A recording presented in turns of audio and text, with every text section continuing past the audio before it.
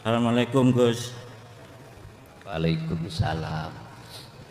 Saya mau tanya Gus, roh itu ada 7, sak sukmane Roh itu ada 7. 7 asmane nggih. Terus kalau sudah kenal sukma, berarti kenal sama Allah, jati diri sendiri. Apa itu benar Gus? Terus roh itu apa berinkarnasi setelah diproses sama Allah, terus ditaruh di alam kebodohan atau alam peteng atau alam kandungan? Apa itu benar Gus?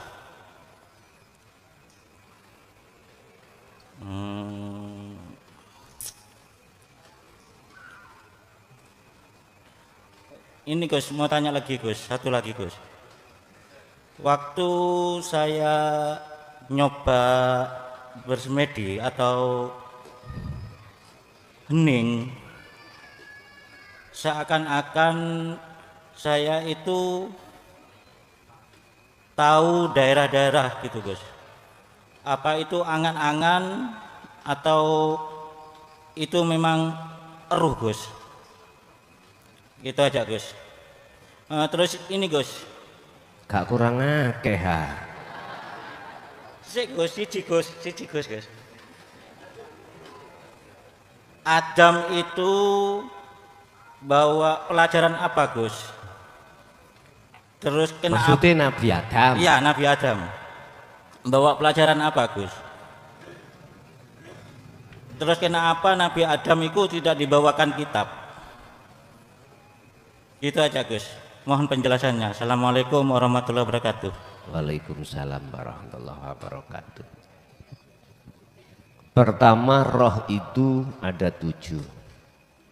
Ono idofi dan lain sebagainya. Jenengan nek muter-muter neng jumlah roh, bingung karep sampean dewi nanti. Akadiakan roh itu, tapi bukan berarti saya menyalahkan orang yang muter-muter di dalam jumlah roh 7. Ndak, itu hak panjenengan. Tapi saya katakan Anda tidak akan pernah bisa sampai ke Tuhan jikalau masih bicara roh bermacam-macam. Sebab ono roh iku manggone ning akal, ono roh manggone ning darah, ono roh manggone ning sumsum dan seterusnya. Bahasa saya, mengapa sampai tak bingung no seperti ini? Kalau toh ada jalan yang ringkas, ndak. Kalau saya lewatkan jalan ringkas kok jenengan sik bingung, ya udah. Wong dikasih perkara enak sik gak gelem, apa maneh dikasih perkara gak enak. Itulah sifat manusia ketika saat dia dikasih gak enak mesti mengeluh. Jikalau dikasih perkara yang senang pasti akan lupa. Biasa.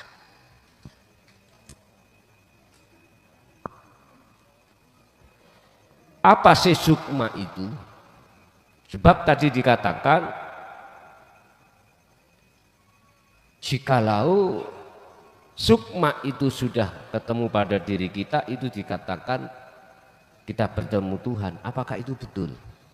Pak, bahasa sukma itu bahasa Jawa. Bahasa kitabe iku roihan. Roihan itu sesuatu yang muter-muter di akal. Nek ruh sesuatu sing muter-muter ning tengah, ning ati. Sehingga inilah perbedaan antara wong mati dengan wong turu. Satu sisi sama. Wong mati, wong turu, dituki rondo kempling yo gak gelem, dituki nasi yo gak dijawab. Cuman bedane nek wong turu orang tidur itu sih bernafas, kalau orang mati sudah tidak bernafas. Apakah itu betul kalau sudah ketemu sukmo Belum. Saya katakan belum. Sukma atau ruh itu makhluk semuanya. Makhluk.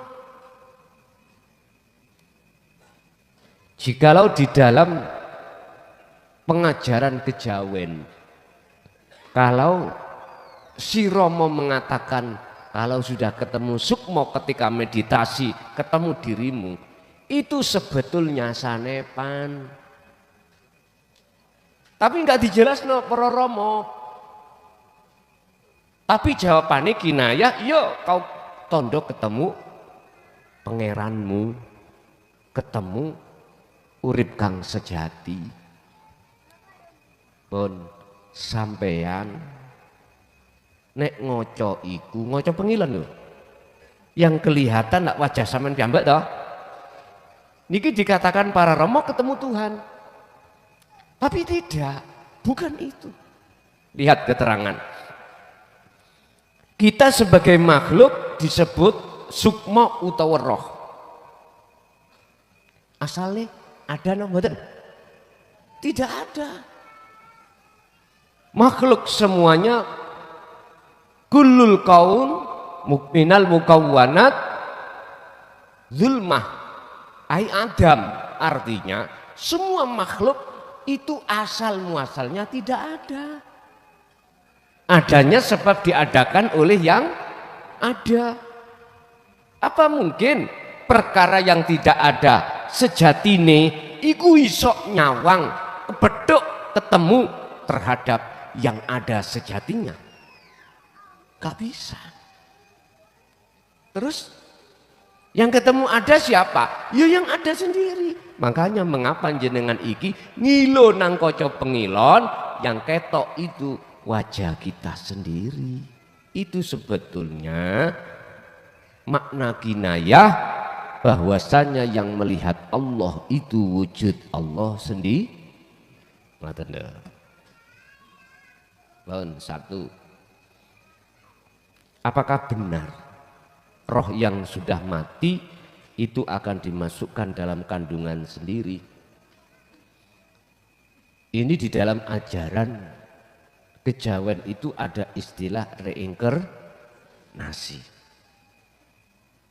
Kalau yang dimaksud itu adalah roh si A, nanti ketika jasad itu sudah enggak ada, ganti jasad lagi B, berarti dimasuk kandungan. Kalau yang dimaksud seperti ini, maka qauluhu zolalah.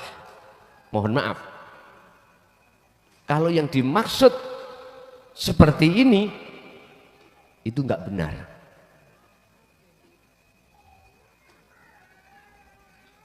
Pak, sampean iku duweni wedi sak truk, sampean butuh iku sak timbo, karena dibikin untuk nembel apa ngono.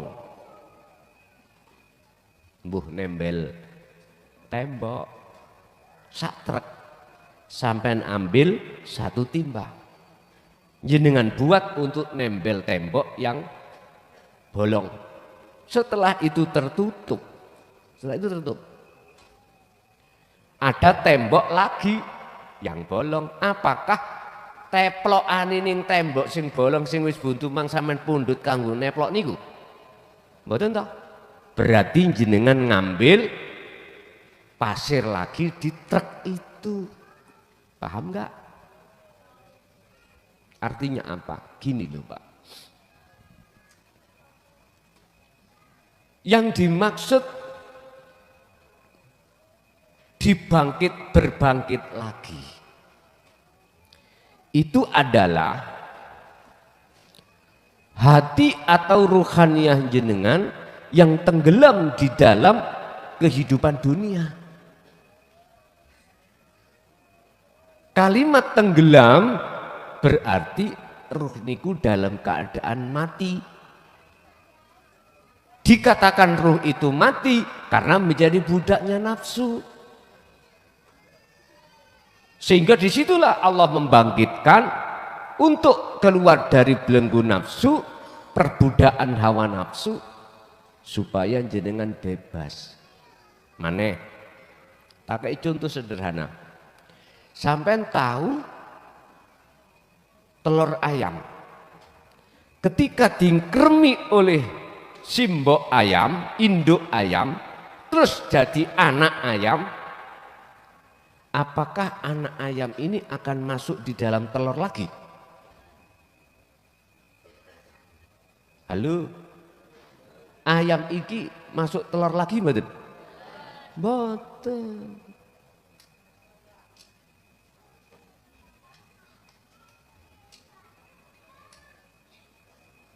Tambah bingung kula ngaji. Kan aku wis ngomong nek ngaji tasawuf nggo kopi rokok. Sampeyan gak usah pusing-pusing, ngopi rokokan wis. Gak usah terlalu diseriuskan. Kok ndang-ndang mulai langsung nyeleleng.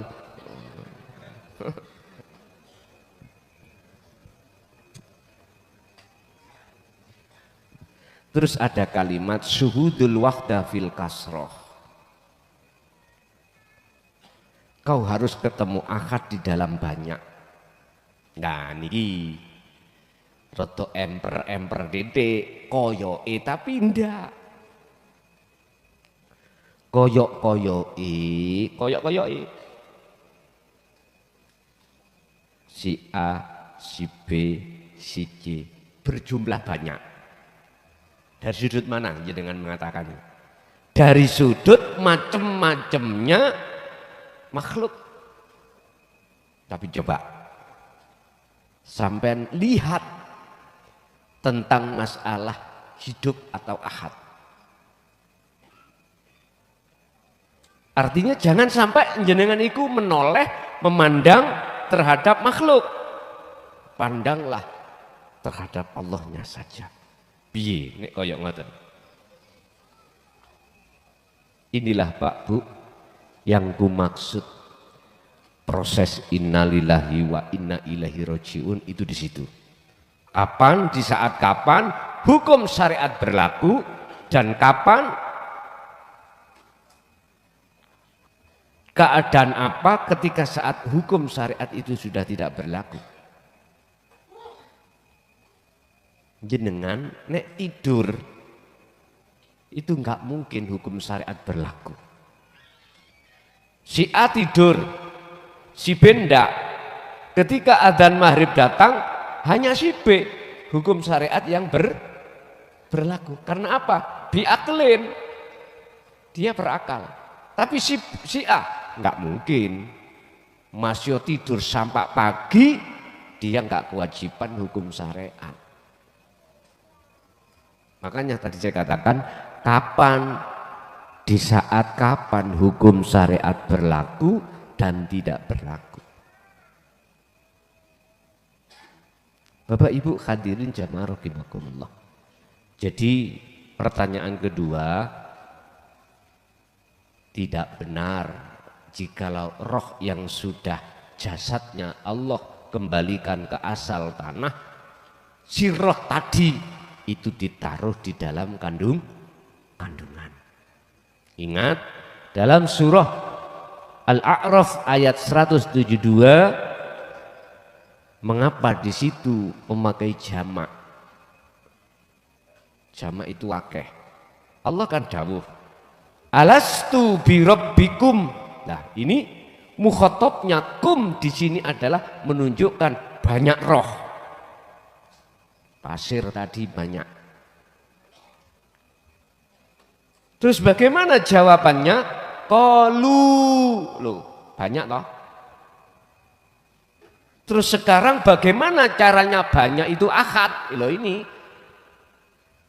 Itu terjadi ketika saat jenengan ini dikatakan wa inna ilaihi rajiun. Artinya menafikan seluruh wujud makhluk baik secara dohir dan batin. Yang ketiga, kholwat. Apakah itu halusinasi saya ataukah itu memang benar? Nyun sewu, angen-angen atau halusinasi atau roh. Semua ini masih kebilang makhluk Pak. Ini ada di alam kasaf. Lah tujuan sampean ke sini belajar ilmu khusus untuk menuju Allah, tidak menuju selain. Jikalau itu masih muncul ruh diri jenengan atau makhluk dalam hal yang lain, ketahuilah bahwasanya itu masih ada di alam kasaf. Halusinasi itu lebih cenderung diartikan angan-angan, tapi sebetulnya semua itu memang ayat kauniyah, ayat di mana di dalamnya tersimpan ayat yang rahasia. Itulah yang ku maksud apa ayat yang tersirat, sekalipun itu di alam muka safa. Terakhir, apakah Nabi Adam, mengapa Nabi Adam tidak membawa kitab, dan apa ajaran Nabi Adam? Wis, kembalilah ke Al-Quran. Apa maksud Allah menjadikan Nabi Adam? Wa idh qala lil malaikati inni ja'ilum fil ardi khalifah. Khalifah itu adalah pemimpin. Otomatis sebelum jadi pemimpin, mohon maaf, harus dibekalilah satu ilmu bagaimana cara memimpin yang benar. Kalau bertanya ajarane iku opo, Nabi Adam iku tidak ada yang lain, ajarannya adalah untuk mengahadkan dalam diri seseorang bahwasanya Allah yang belum ahad. Wa ma arsalna min qablika mir rasulin illa nuhi ilaihi annahu la ilaha illa ana. Ini Rasul semuanya itu, Pak, tidak akan pernah diutus oleh Allah kecuali wajib menyampaikan isi tauhid la ilaha illa ana. Lebih ekstrim daripada anta, ana ini. Dan ini sebagai inti ajaran sangkan paraning dumadiu di sini. Bapak Ibu, bahasa kitab jelas beliau itu membawa kauniyah. Apa? Ayat-ayat yang tersirat di dalam ayat kauniyah. Apa kauniyah itu? Ya alam niki. Ayat alam niki lho, Pak. Iki ayat juga. Jangan hanya memandang ayat itu berbentuk tulisan yang ada di dalam Al-Quran, jangan. Dunia seisinya ini ya ayat. Apa sih ayat? Ayat bahasa Arab. Basa Jawa niku tondo. Diterjemahno nandakno apa? Lah niki lho. Beliau Nabi Adam itu sudah membawa perkara yang ditandai. Sampak-sampak ketika Habil dan Kobil mateni Habil sebab gara-gara kalah ayu bojone, ya toh? Dulur kandung dulur selahiran Kobil niki ayu Pak Pol. Digarwakno, dinikahno Nabi Adam terhadap Habil. Dulur sak peranaan sak kembarane Habil itu dinikahkan terhadap Kobil. Iki syariatnya beliau ngono. Berhubung dulur kandunge Habil iku gak patek ayu. Iri Kobil. Meksa ngerabi dulur sak lahiran. Mboten angsal. Mau waksa. Akhirnya nopo merencanakan satu pembunuhan. Loh, setelah dibunuh itu ada burung yang memberikan isyarah disuruh untuk memendem, memakamkan, mendem loh Pak ya. Loh, di arah sinilah inilah termasuk ayat. Ditirulah oleh Qabil akhirnya membuat lubangan dan Habil dimasukkan lubang itu. Ayatnya lewat burung tadi. Itu ayat kauniyah. Ya ini. Kitabnya Nabi Adam.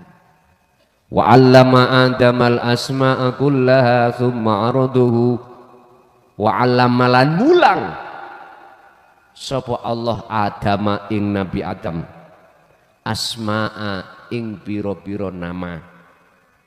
Iki nama kopi, iki nama meja, iki nama wus. Iku lak bahasa dohir. Asline Gusti Allah mulang ngajari langsung terhadap Nabi Adam itu di belakang ayat itu ada apa? Lengan ada. Nggih. Berhubung takone wis telu, wis gak tak kesempatan liyane. Nang Ibu. Monggo. Takok telu maneh. Bu, mesisan wis digarap.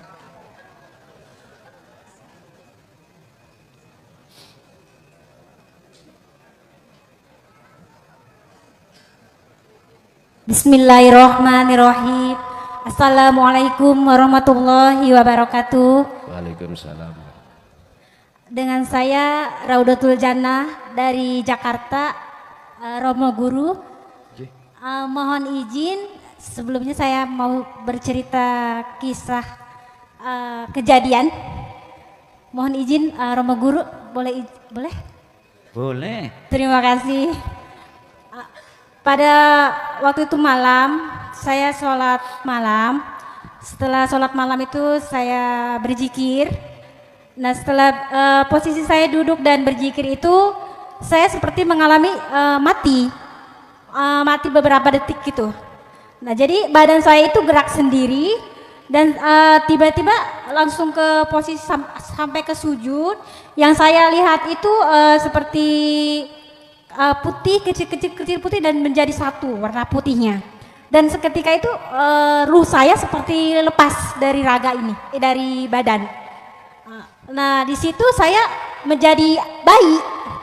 Nah jadi bayi itu saya digendong, terus saya diemong-emong gitu, terus ditaruh di ayunan. Setelah itu saya terbang, saya bicara sama sosok itu bilang nanti bangun di hari kiamat.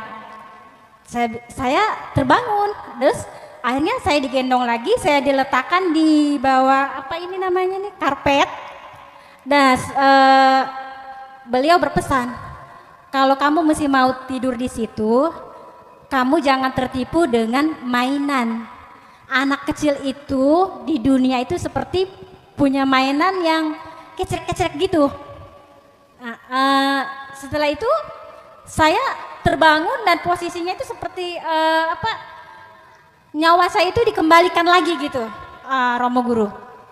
Nah, setelah kejadian itu beberapa hari kemudian saya mengalami kalung saya pengen dilepas, gelang saya dilepas, cincin saya dilepas, yang perhiasan nempel di badan saya lepas dan saya titipkan ke ibu saya.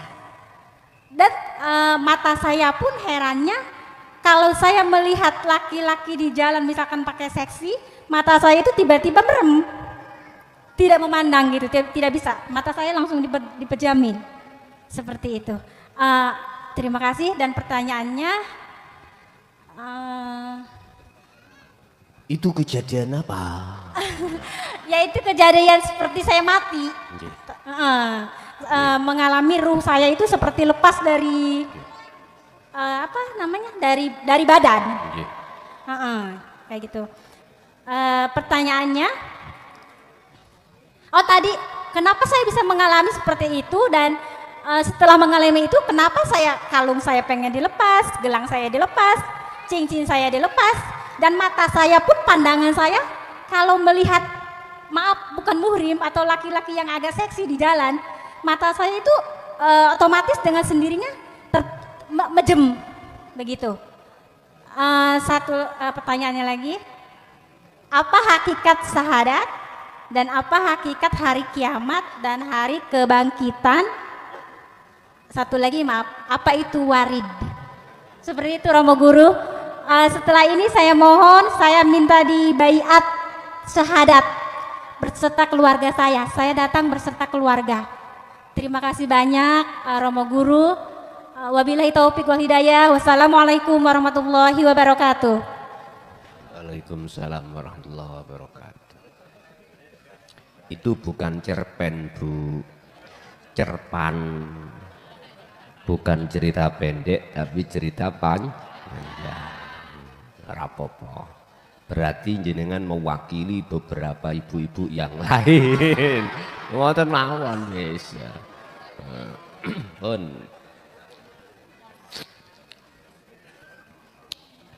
Dari proses yang panjenengan alami itu aku yakin juga terjadi pada yang lainnya.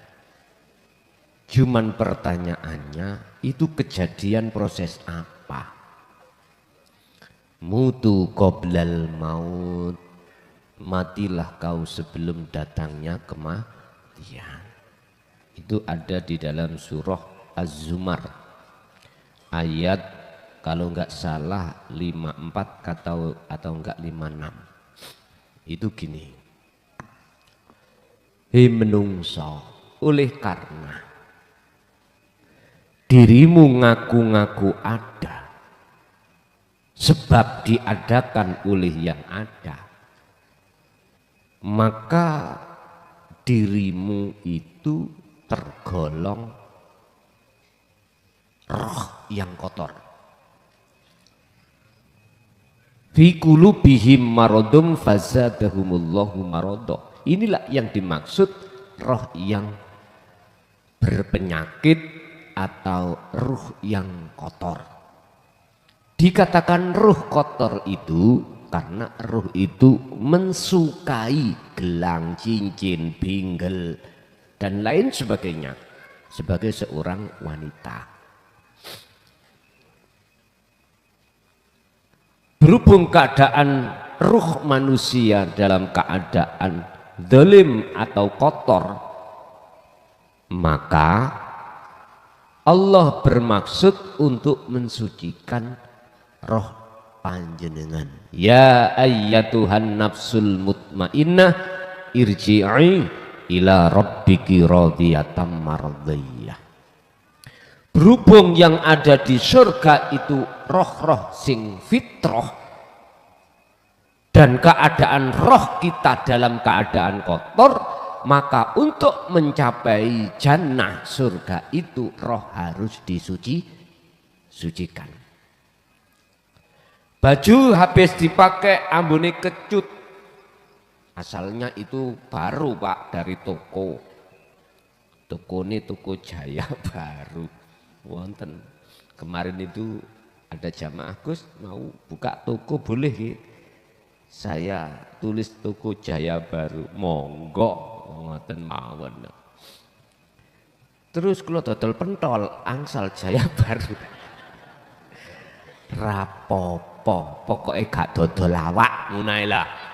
Dodol lawak dodol ditulisi nyun sewu lho ya, Pondok Jaya Baru, padahal di dalamnya itu lokalisasi ya. Nek ngono ya aja lah lek jenenge Pondok Kelapa utawa Pondok Mangga ngono.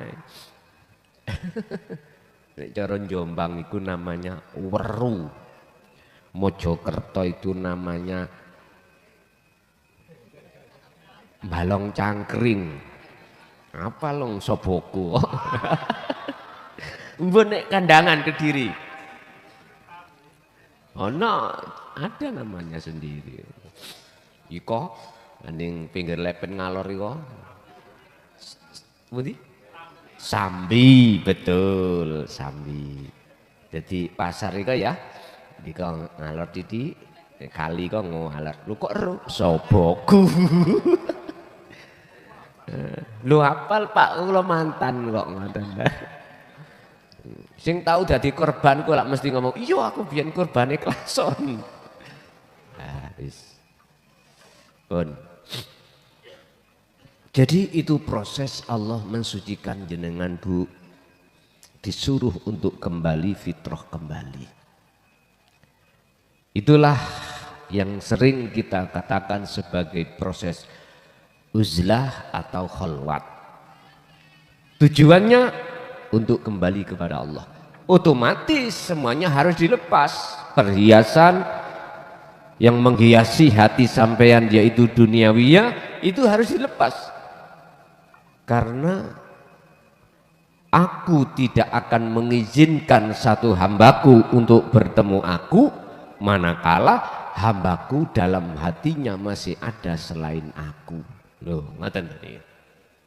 Bahasa syariat tidak akan masuk surga satu hamba manakala di dalam hatinya itu walaupun masih ada syirik sekecil biji sawi tetap tidak bisa. Lalu hakikate syahadat. Syahadat itu bersaksi, menyaksikan, melihat. Mengapa di situ ada yang menyaksikan, ada yang disaksikan? Ada dua. Asyhadu, saya bersaksi, itu bukan, mohon maaf ya, bukan iman yang menghadap kepada Allah sejati ini, mboten saged iman ini. Ihsan sing saged, rasa sing saged. Artine di dalam hati jenengan itu ada rasa atau ihsan, iman yang benar. Itulah yang kumaksud wajah roh yaitu. Loh, buatlah wajah roh, mata roh itu untuk memandang hidup. Yang hidup ada di dalam dan di luar dirimu, yang Allah itu nyoto batine, nyoto wujud dohiri, pandanglah.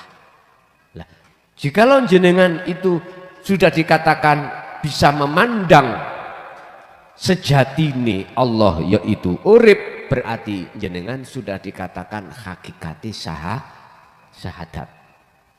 Yang dikatakan memandang sejatine urip itu bukan Anda, tapi hidup dalam diri Anda itu sendiri. Memang sebagai proses su'aul basirah ada dua. Ada yang memandang, ada yang dipandang. Tapi kalau dikatakan sebagai syahadat secara hakikat wujud makrifat, itu bukan ada dua. La ibsorun wa mubsorun wa basorun. Nama yang memandang dan yang dipandang, mata untuk memandang, semuanya tiada. Yang ada hanyalah aku, Allah. Terus apa maksud daripada pikir tulisannya?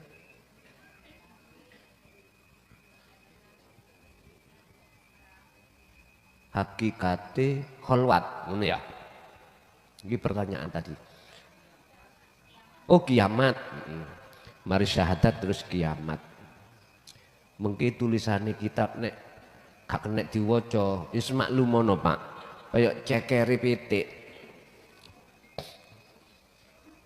Maklumono karena kula SD gak lulus ya. Jadi sak iso-isone. Mboten kula ketik, mboten kula tulis tangan.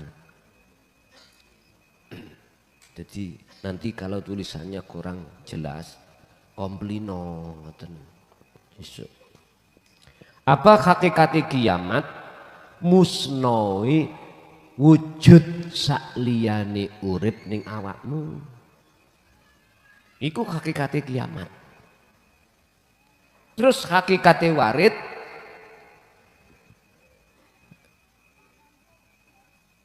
sebelum saya mengatakan proses hakikate warid, ada proses terlebih dulu yang disebut warid.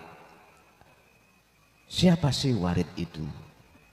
Satu utusan Allah yang Allah utus terhadap hati manusia, yang tujuannya utusan itu untuk mengusir penjajah negarane ati sampean yang disebut nafsu.